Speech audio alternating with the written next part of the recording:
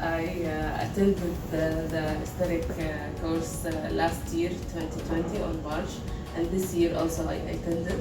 I saw the ad on Google.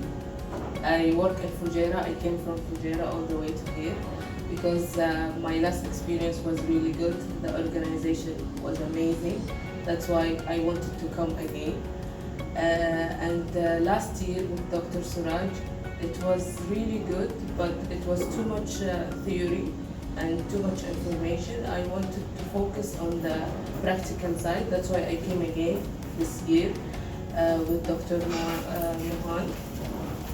And this year I really gained a lot of confidence in doing veneer practicing, and also I gained more theoretical information. So I'm looking forward for the next course, which is the end course in February, and for sure I will attend. Thank you so much.